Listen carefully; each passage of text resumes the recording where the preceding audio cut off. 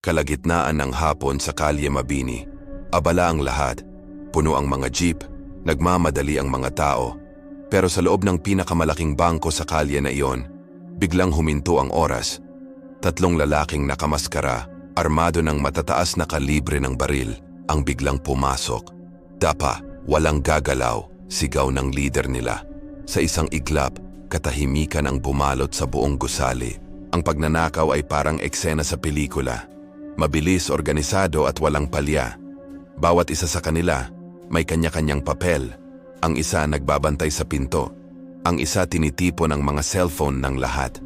At ang leader, kasama ang 2 hostage, ay nagmamarcha patungo sa vault. Pero dito na nagsimulang maging kakaiba ang lahat. Hindi pera ang habol nila. Pagdating nila sa vault, hindi manager ng bangko ang hinanap nila. Bagkus isang tahimik na teller na nagngangalang Miguel ang kinaladkad nila. Si Miguel kilala bilang pinakamahina ang loob at pinakatahimik sa lahat ng empleyado. Takot na takot si Miguel, nanginginig habang tinutukan ng baril. "Buksan mo," utos ng leader. Sa likod ng vault, may isa pang mas maliit at mas secure na pinto, ang Treasury Vault, kung saan nakatago ang milyon-milyong pisong reserba. Alam ng lahat na ilang tao lang ang may access doon. Pero ang nakapagtataka, bakit si Miguel ang pinipilit nilang magbukas? Habang nagkakagulo, isang gwardiya ang nagtangkang lumaban. Isang putok ng baril ang umalingaw-ngaw. Nagpanik ang lahat. Sa gitna ng kaguluhan, mabilis na kumilos ang mga magnanakaw. Kinuha nila ang ilang bag na nakahanda na sa tabi, pero hindi ito puno ng pera. Pagkatapos, parang bula silang naglaho sa pamamagitan ng isang emergency exit sa likod.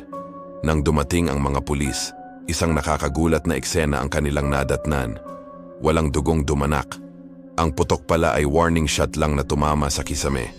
At higit sa lahat, nang bilangin ang pera sa vault, walang kulang kahit 1 sentimo. Kumpleto lahat, pero may isang nawawala, si Miguel, ang tahimik na teller. Hindi na siya muling nakita. Ang kaso ay naging isang malaking palaisipan. Bakit mag-oorganisa ng isang perpektong pagnanakaw para lang hindi kumuha ng pera? At nasaan si Miguel? Kidnapping ba ito? Pero walang tumatawag para humingi ng ransom. Nagsimulang mag-imbestiga si Detective Reyes, isang veteranong pulis na malapit ng magretiro. Para sa kanya, may hindi tama sa kwento. Sa unang tingin, mukhang biktima si Miguel. Pero habang mas malalim ang paghuhukay ni Detective Reyes, mas maraming tanong ang lumalabas. Natuklasan niya na si Miguel ay hindi lang isang simpleng teller. Mayroon siyang mga record ng paggamit ng iba't ibang pangalan. Wala siyang social media, walang pamilya na naghahanap, at ang address na binigay niya sa bangko ay isang abandonadong lote. Para siyang isang multo. Nagsimulang kausapin ni Detective Reyes ang mga katrabaho ni Miguel. Ayon sa kanila, si Miguel ay laging nag-iisa. Laging may dalang isang lumang libro. Minsan may narinig daw silang kausap niya sa telepono, pero sa isang lengguwaheng hindi nila maintindihan. Isang araw bago ang insidente, may nag-iwan daw ng isang kahon sa lamesa niya. Nang buksan niya ito, mabilis niya itong itinago, pero may nakakita, isang lumang litrato. Dahil sa impormasyong iyon, muling pinuntahan ni Detective Reyes ang bangko. Sa pagkakataong ito, hindi na ang crime scene ang tiningnan niya, kundi ang locker ni Miguel. Sa loob, wala siyang nakitang personal na gamit, maliban sa isang bagay, ang lumang libro na laging dala ni Miguel. Hindi ito ordinaryong libro.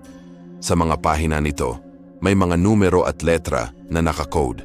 Dinala ni Detective Reyes ang libro sa isang cryptographer, isang dalubhasa sa pag-decode ng mga mensahe. Matapos ang ilang araw, nabasag nila ang code. Ang libro pala ay isang journal, at ang nakasulat doon ang nagbigay linaw sa lahat. Si Miguel, o anuman ang tunay niyang pangalan, ay hindi teller. Isa siyang financial investigator na nagtatrabaho para sa isang international agency. Ang kanyang misyon, ilantad ang isang malaking money laundering scheme na nagaganap sa loob mismo ng bangko. Ang mga taong sangkot, ang ilan sa pinakamatataas na opisyal ng bangko, na ginagamit ang posisyon nila para maglinis ng pera ng isang malaking sindikato. Alam ni Miguel na delikado ang kanyang misyon. Napapaligiran siya ng mga kaaway na nagpapanggap na kaibigan. Ang tanging paraan para mailabas ang ebidensya ng ligtas ay ang gumawa ng isang malaking distraksyon. Isang palabas na akala ng lahat ay pagnanakaw. Ang mga magnanakaw ay hindi mga kriminal. Sila ay mga kasamahan ni Miguel sa ahensya.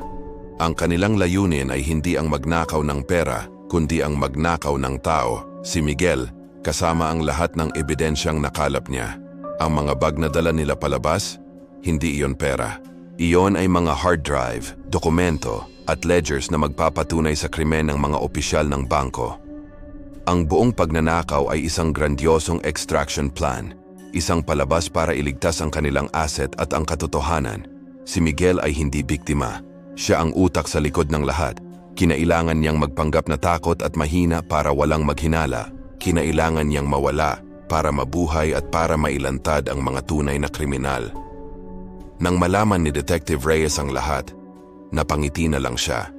Hindi na niya ipinagpatuloy ang paghahanap kay Miguel. Sa halip, isinara niya ang kaso bilang isang failed bank robbery at unsolved kidnapping. Alam niya na si Miguel ay nasa ligtas ng lugar at ang hustisya ay malapit ng manalo. Makalipas ang ilang linggo, sunod-sunod na inaresto ang matataas na opisyal ng bangko sa Calle Mabini. Lumabas sa balita ang tungkol sa malawakang money laundering scheme. Nalinis ang bangko at ang mga taong nasa likod nito ay nahaharap na sa batas. Walang sino man ang nakakaalam sa tunay na nangyari sa loob ng bangko noong araw na iyon, maliban kay Detective Reyes. Para sa kanya, iyon ang pinakamatagumpay na pagnanakaw na nasaksihan niya. Isang pagnanakaw kung saan walang perang nawala, pero ang hustisya ang ninakaw pabalik mula sa mga kamay ng mga tiwali. Si Miguel, ang tahimik na teller, ay naging isang bayani na walang nakakakilala. Isang multo na nag-iwan ng marka hindi sa pamamagitan ng ingay, kundi sa pamamagitan ng matapang na paninindigan para sa tama. Salamat sa panonood. Kung nagustuhan niyo ang kwentong ito, huwag kalimutang mag-like, share, at mag-subscribe para sa mas marami pang nakakaintrigang istorya. Hanggang sa muli.